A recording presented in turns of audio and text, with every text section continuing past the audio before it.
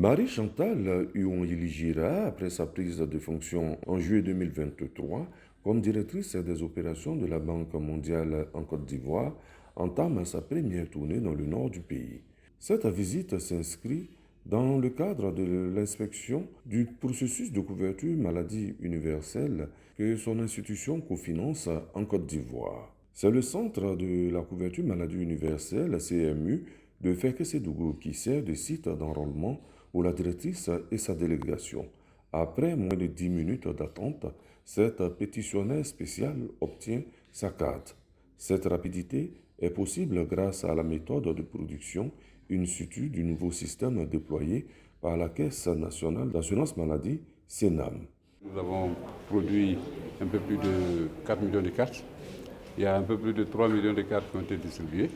C'est dire qu'on a encore près d'1 million de cartes sur le site pour lesquelles nous appelons les assurés qui viennent les récupérer.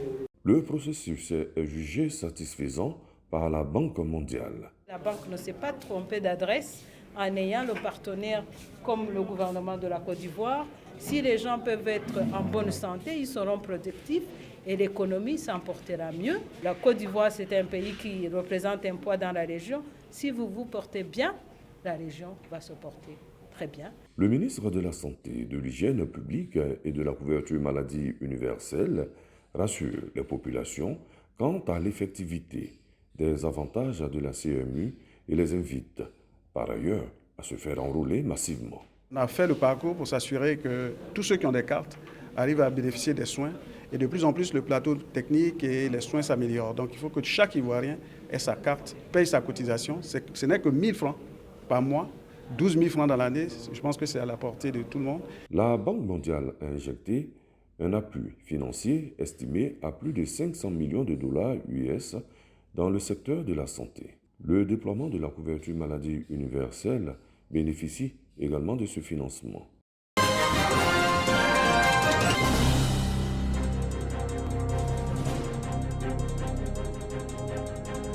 Pour marquer ce mois d'octobre rose, l'hôpital général de Diokoué accueille des femmes de la localité pour une campagne de dépistage des cancers du col de l'utérus et du sein. 2 sites pour accueillir ces 1000 femmes qui se mobilisent pour connaître leur statut. C'est pour voir si j'ai réellement ça, mais si c'est un début, là, c'est mieux de travailler dès le début, quoi. Ceux qui font le dépistage du col de l'utérus ne sont pas ici.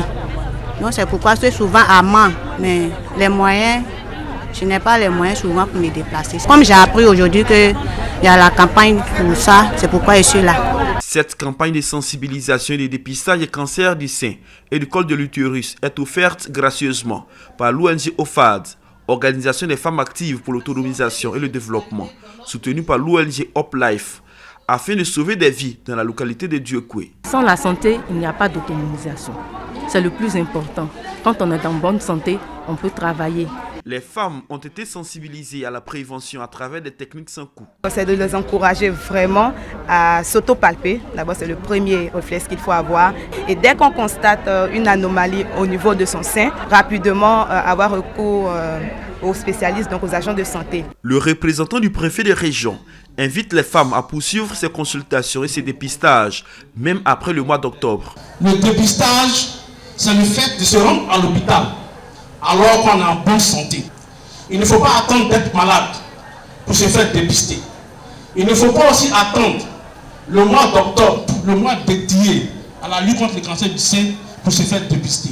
Les bénéficiaires et les cadres de la région du Guémon ont traduit leur gratitude à l'ONG OFAD qui permet aujourd'hui aux femmes de prendre conscience du danger de ces maladies et surtout de pratiquer le dépistage précoce.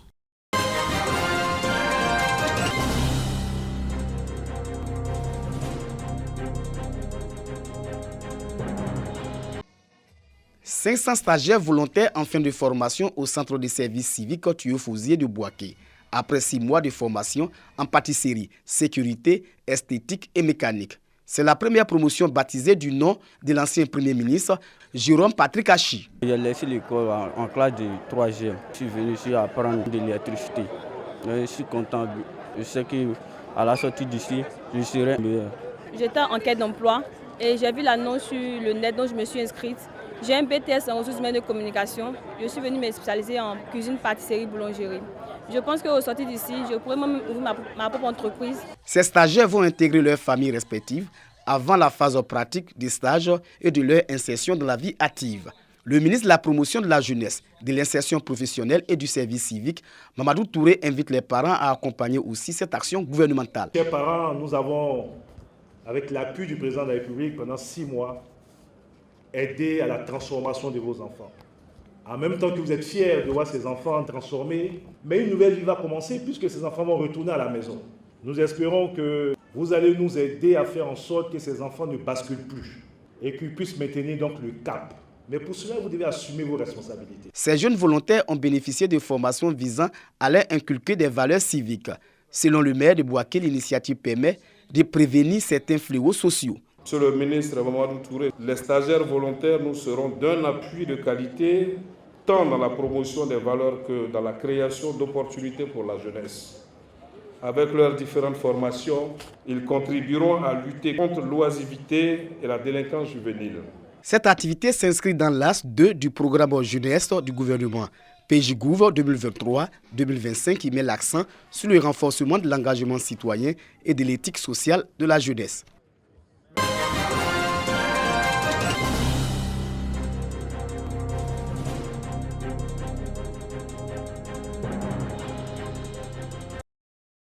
À l'instar des autres villages de la Côte d'Ivoire, Dinaoudi, village de la sous-préfecture de Zaoudi, a célébré l'édition 2023 de la Journée de la femme rurale. Cette journée marque non seulement la volonté des États de mettre en exergue les contributions des femmes rurales dans les domaines de la sécurité alimentaire, du développement rural, une journée qui vise également la sensibilisation de l'opinion publique. Aujourd'hui, si nous, les cadres, nous ne sommes pas unis, ce sont nos parents qui vont souffrir. Et donc, je lance un appel à tous nos cadres afin que nous soyons unis pour permettre à nos parents d'être bien à l'aise. Je profite aussi de l'occasion pour remercier le chef de l'État. Vous voyez ce grand village, nous demandons tout simplement au président de la République afin de permettre à ce que Dinaoudi soit une sous-préfecture. Bien plus qu'une simple journée, il s'agissait de rendre hommage à ces valeureuses femmes, mais aussi de faire connaître la région. Je suis venu à Dinaoudi pour encourager un des fils de ce village, qui ne ménage aucun effort pour parler de son village et pour parler du développement de son village. C'est une fierté pour moi d'être là, à côté de tous ces chefs, et je suis heureux que tous les chefs soient venus pour soutenir leurs fils pour le bien de Dinaoudi et de toute la sous-région. Le meilleur allié d'une femme, c'est son indépendance. La femme, c'est la vie, car elle donne naissance. Et sans la femme, la vie n'aurait ni de sens, ni de valeur. C'est pourquoi la marraine Namizanta Sangaré, présidente du CNDH, accompagnée de Koulibaly Souleymane, président des ingénieurs conseils, et de Ouattara Seydou, ont ensemble offert des tables d'accouchement, des pagnes et une broyeuse aux femmes. Je remercie Mme Sangaré qui nous a remis tous ces dons. Table d'accouchement, machine broyeuse, tout ce qu'elle a fait pour nous. Nous sommes très heureuses. Toutes les femmes remercient cette dame. Que Dieu nous donne une heureuse année l'année prochaine, qu'elle vienne à Dinaoudi pour que nous fêtons cette fête ensemble. C'est sur cette note de gaieté que la 4e édition a pris fin.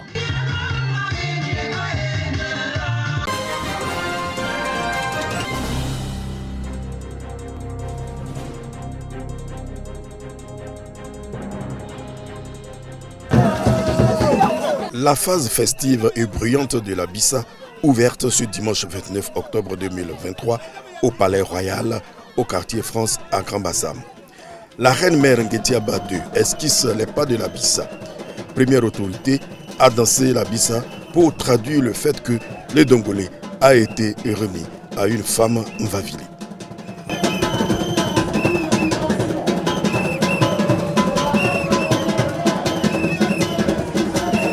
Nous sommes au quartier France pour vivre le Guazou, cérémonie marquant la seconde phase de la célébration de la Bissa. Il s'agit ici de la remise officielle et publique de l'Edongolé ou le tambour sacré au peuple par le roi. La famille dépositaire de la Bissa, Lemvavili, est venue informer et confier la danse qui lui a été révélée à Sa Majesté.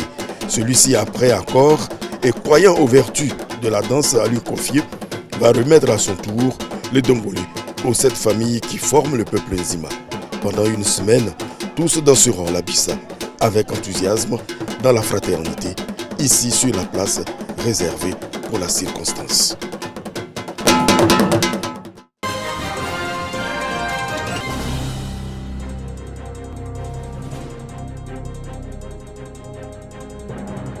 Le corbillard transportant la dépouille du général Gaston Wasséna Kouné fait son entrée à son domicile. Dans la cour, parents, amis et connaissances en pleurs accueillent le corps de l'illustre disparu.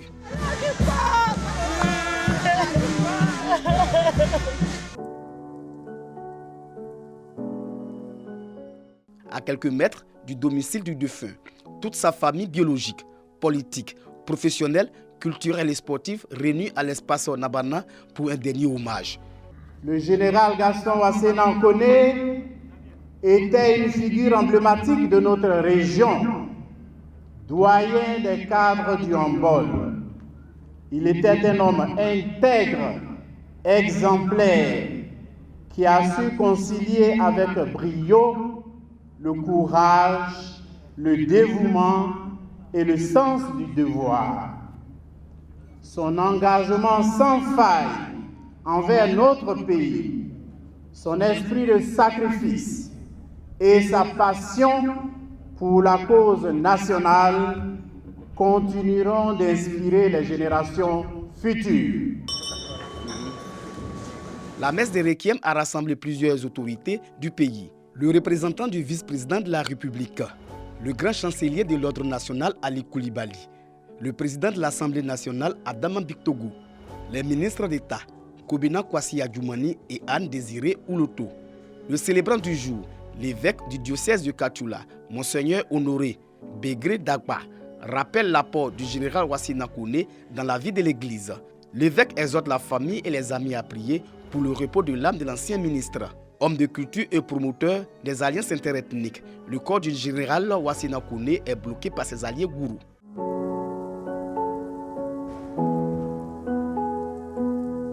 C'est dans l'intimité familiale que Gaston Wasséna Kouné a été porté en terre. Adieu mon général, adieu aux doyens des cadres de la région du handball.